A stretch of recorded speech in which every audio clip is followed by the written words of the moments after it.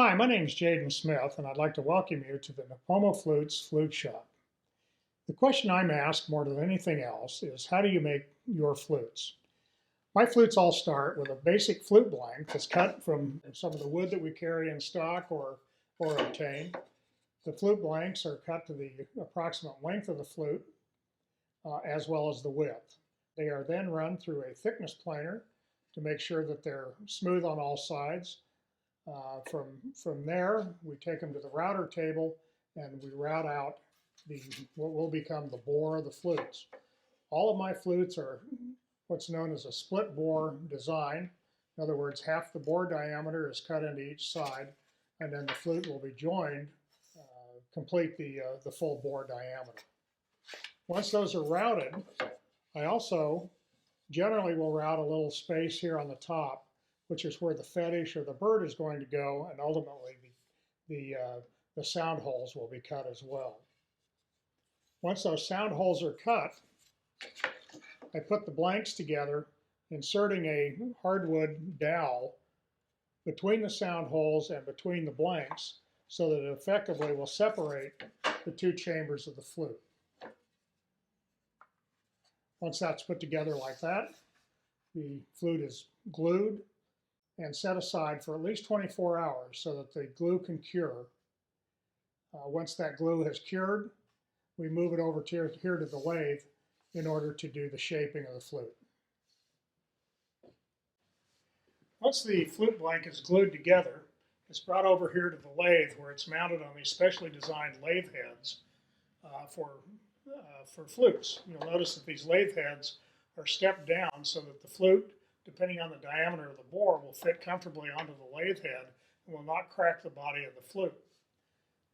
Once on the lathe, it's turned, shaped, sanded, and then it's ready to go to finish. So once the flute is fully shaped on the lathe, the flute is sealed with either polyurethane or an oil type finish, and then set aside for a couple of days in order for that finish to really set in and really solidify. Once that is done, then we're ready to tune the flute. And in order to tune the flute, we need to make the bird or the fetish that's going to accompany this particular flute. Now, the fetish can be a number of different things. It could be a carved animal. It could be just a curved fetish. It could be any one of a number of different designs.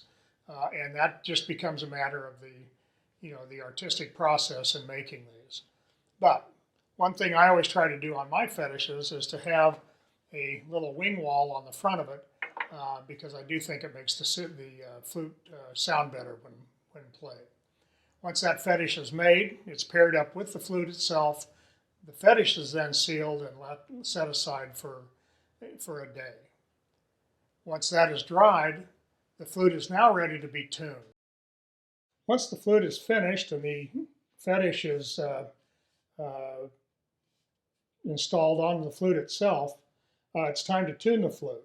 Now, the tuning holes on the flutes are all determined by the size of the flute, the diameter of the bore, and each tuning method is a mathematical equation that you go through in order to put the holes in the precise location they need to be in order for the flute to play the scale that it's intended for.